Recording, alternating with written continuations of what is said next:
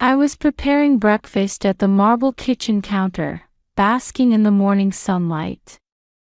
A fresh May breeze wafted in through the large Mediterranean-style windows of our Miami home.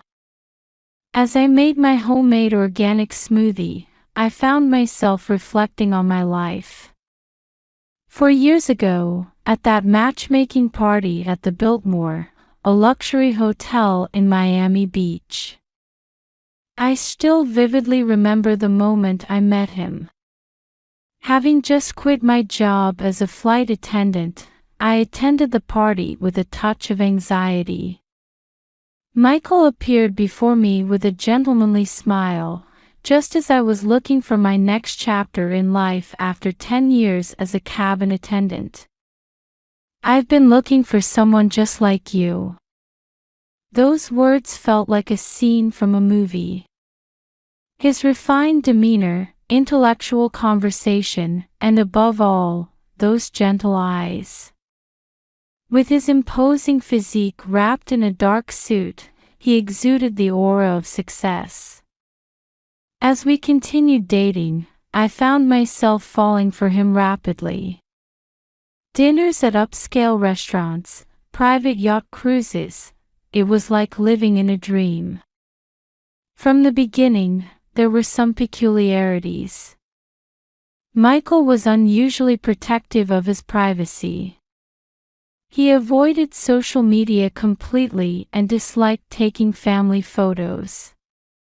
"I'd rather not talk about the past," he would say, barely speaking about his upbringing. He had few friends and no contact with relatives. But back then, I interpreted this as his sensitivity. If anything, I found even these introverted qualities attractive.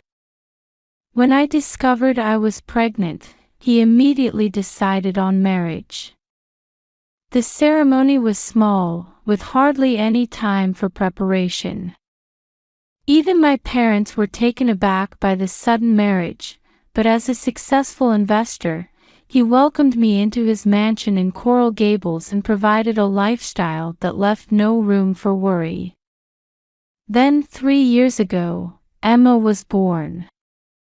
A little angel with big blue eyes like mine and the Swedish smile. Her birth should have made our happiness complete. Michael adored our daughter, providing the finest baby items and even setting up a college fund. With a cleaning service twice a week, a private chef, and membership at an exclusive club, we had what appeared to be the perfect family life on the surface. I could devote myself to raising our daughter as a full-time mother. My mother would even joke, "Aren't you just too blessed?" But lately, something's been off. Since Emma's 3rd birthday, Michael has changed. He became unusually strict, calling it discipline. He started interfering with my outings and friendships with other mothers. He checked my phone more frequently, and I began feeling suffocated, as if my every move was being monitored. Most concerning was Emma's condition. My once cheerful daughter gradually began showing signs of darkness.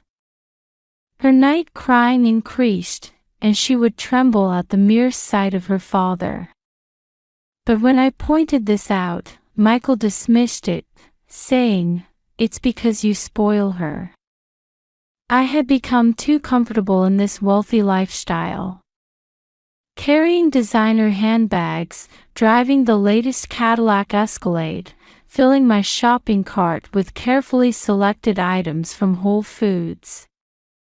I'd grown so accustomed to this life that I kept turning a blind eye to the warning signs right in front of me. My hand trembled slightly as I made the smoothie in the morning light. This morning was unusually quiet. No sounds from upstairs. My shadow on the marble floor seemed unnaturally distorted. I kept looking up at the second floor. Usually, Emma's laughter would be echoing through the house at this hour. Weekend mornings were when Michael routinely played with our daughter. But this morning was different. Only an eerie silence filled the large mansion. Emma. Michael. No response to my calls. The espresso machine in the kitchen filled the air with coffee aroma. The breakfast table was perfectly set. Fresh croissants, seasonal fruits, organic yogurt. Everything was arranged impeccably, yet no one seemed ready to sit down. Suddenly, I heard a faint noise from upstairs. My heart started racing. Instinctively, I knew something was terribly wrong. As I rushed up the marble staircase, I was berating myself. Why hadn't I noticed sooner?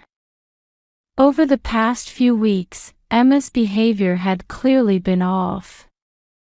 Her night crying had increased, her appetite had decreased, and she'd stopped showing her usual smiles. Reaching the second-floor hallway, I saw Emma's door. The doorknob, usually adorned with cute ribbons, now had a padlock on it. Emma! I desperately pounded on the door. Tried to turn the key, but it wouldn't budge. Emma! Open the door. My screams echoed through the wide hallway. Then, I heard a faint moan from inside the room. I instinctively ran to the bedroom. Michael kept a spare key in his desk drawer. I frantically searched through the messy drawer until I found the small key. Returning to Emma's room, I inserted the key with trembling hands. When I opened the door, my blood froze. In the dim room, Emma lay on the floor. Her pink pajamas were disheveled, and countless bruises covered her tiny arms and legs. Only her faint breathing indicated she was still alive.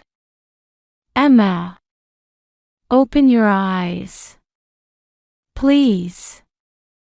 I rushed to my daughter and held her small body. Warm. Still warm. But I could feel the life gradually slipping away from her body. As a mother, you must have known this would happen. A low voice made me freeze. Michael stood in the corner of the room. His usual gentle expression was gone, looking down at us with cold eyes like those of a stranger. Scream all you want. It's over now. His mouth twisted into an eerie smile. I felt like I was seeing this man's true face for the first time. The husband standing there with a cruel smile was completely different from my memories. Michael slowly approached. I could see him moving to grab my phone. As if he had calculated every action in advance. At that moment, maternal instincts took over.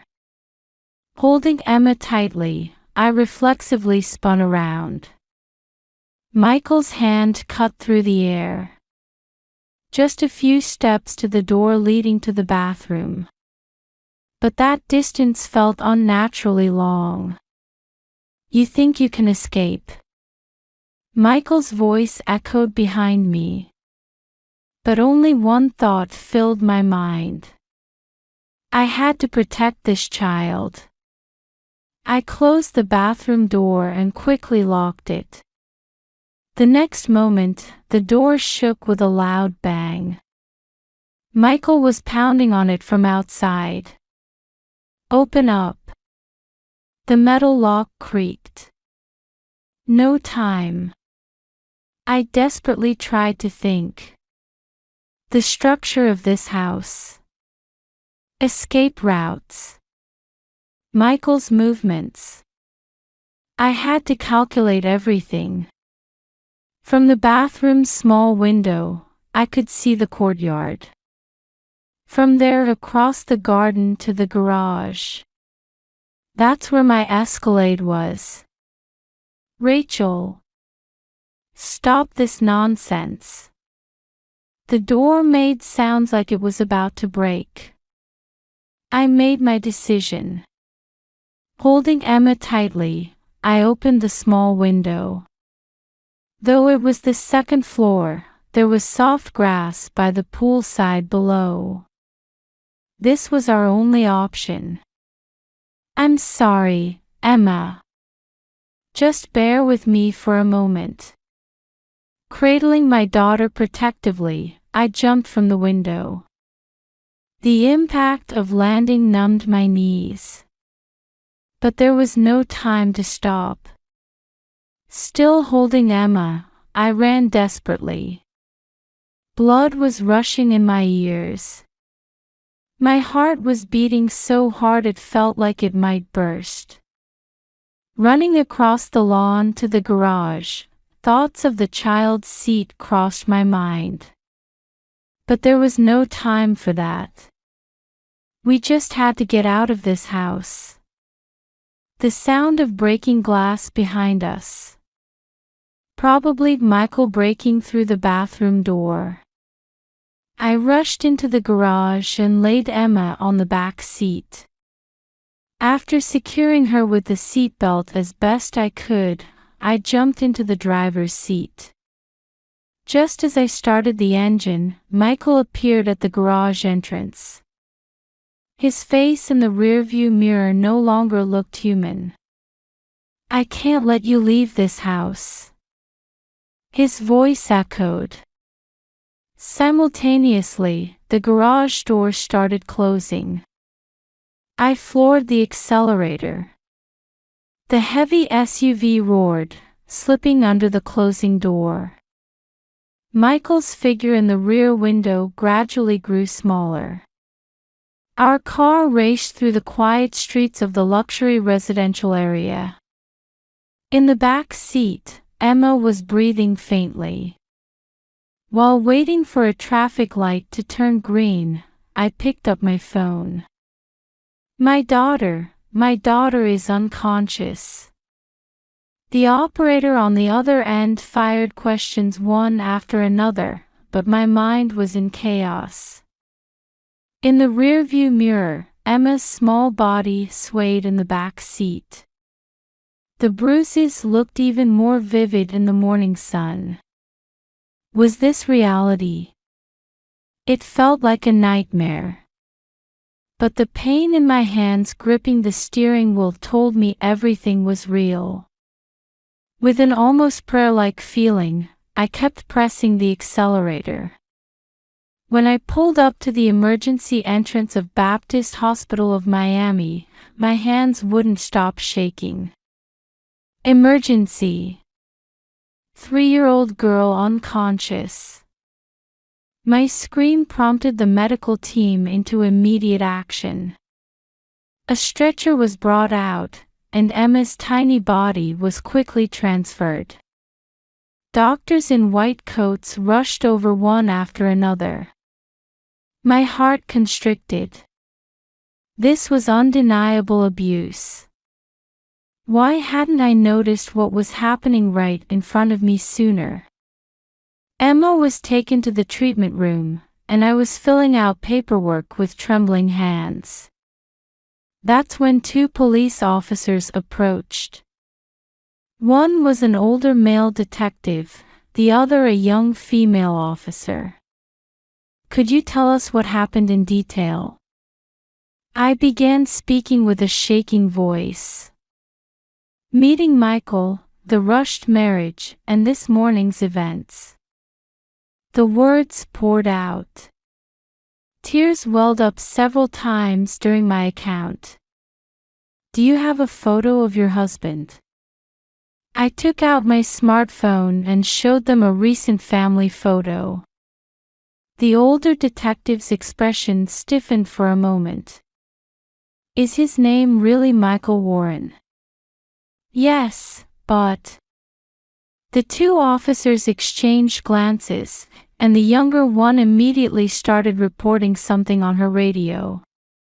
Actually, as the older detective began to speak, new footsteps echoed in the waiting room. Two people in suits approached quickly. FBI agent Sarah Collins. This is my partner, James Foster. She exchanged brief words with the police officers and sat down in front of me. Her eyes held a deep look of sympathy. Mrs. Warren, your husband, no, the man calling himself Michael Warren is actually James Cooper. Something snapped in my head. He's a suspect in a series of child abuse deaths that occurred in Oregon 20 years ago. 3 young lives were taken. The words seemed to come from far away. My mind went blank. He disappeared just before arrest, and since then, under perfect disguises, he's been creating new identities in various places. I felt nauseous. I ran to the bathroom and violently threw up repeatedly. My face in the mirror was deathly pale. When I returned, FBI agent Collins quietly continued. An old file was spread out before her. The first victim, Caitlin Murphy. Age 3. I gasped. The second, Michael Johnson. Age 3. My throat went dry. And Emily Williams. Also 3 years old. All victims were 3 years old. The same age as Emma. And the same. The abuse pattern matches. First, he creates a wealthy environment. Then he mentally controls the mother, placing her under complete surveillance. And when the child turns 3, with a trembling voice, I asked, why 3 years old? Agent Collins answered in a heavy tone. His sister died from abuse when she was 3. By their father. That's seen in his mind. Her words trailed off. No one felt the need to continue. When his real name is exposed, he disappears immediately. This time too, probably already. Just then, an alarm rang out. It's from the intensive care unit. I started running, forgetting the sensation in my legs. Through the hallway, up the stairs, desperately rushing. There stood an unfamiliar nurse. I'm here to change the 4. Something felt wrong about that voice. The moment the nurse's hand touched the 4 needle, a security guard burst in. But in that split second, the nurse grabbed my arm and held a syringe to me. It was Michael, no, James. Even disguised in makeup and a white coat, those eyes were unmistakably his. It must be completed. His voice echoed with madness. She's 3 too. Like my sister. It's time to end it all. The security guard aimed his gun. But with a hostage, he couldn't shoot. Rachel, you should understand. His voice whispered, feigning its former gentleness. That day, Father didn't help my sister.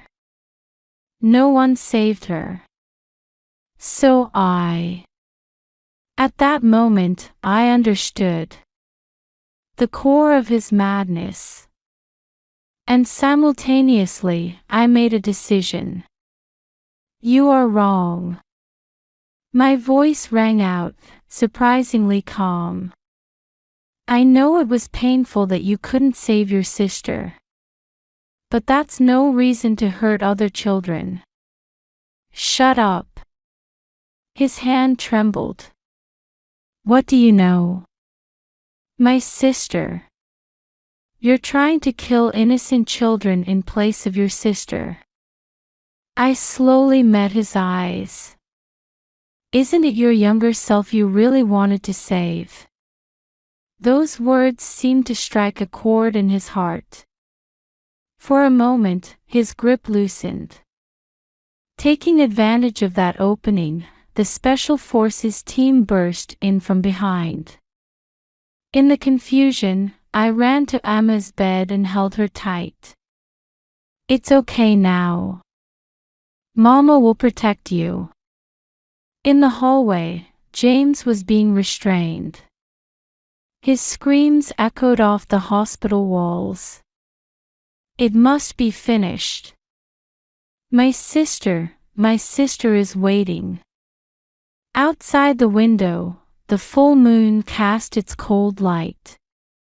Everything was over. But this was also the beginning of a new battle. Holding Emma's small hand, I made a vow. I would heal this child's emotional wounds. No matter how long it took. At the federal court in Miami, Florida. Bright sunlight streamed into the solemn courtroom. I stood at the witness stand. In the courtroom were families of victims from 20 years ago, and those involved in the current case. Caitlin Murphy's mother, Michael Johnson's father, Emily Williams' grandmother. Their eyes bore the pain of the past 20 years. Your testimony is crucial. Prosecutor Sarah Martin spoke gently. Break the silence and tell us the truth. Taking a deep breath, I began to speak. Meeting the man who appeared under the false name of Michael Warren. The perfectly orchestrated married life. And the days until the terrifying truth came to light. The defendant has repeated the same pattern for 20 years under perfect disguises. The prosecutor's voice echoed through the courtroom. Creating wealthy environments, approaching single mothers or women raising children. Marrying them, then waiting until the child turns 3. Evidence photos were shown one after another. Before and after plastic surgery comparisons.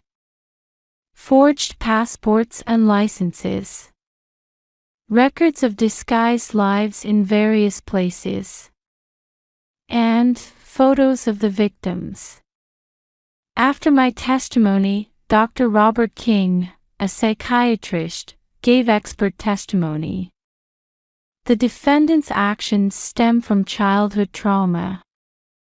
The experience of being unable to save his 3-year-old sister from their father's abuse has been repeatedly reenacted in a distorted form. In the courtroom, the defendant James Cooper sat expressionless. Gone were his former elegant demeanor and gentle smile, making him look like a different person entirely. The defendant shows no signs of remorse. Dr. King continued. Diagnosed with antisocial personality disorder, he shows a marked lack of empathy for others. The sentence was life imprisonment. Additionally, investigations would continue into possible connections with other unsolved cases. As I left the courthouse, Caitlin's mother approached me. Thank you. She held my hand with tears in her eyes. For 20 years, I lived without knowing the truth. But now, finally.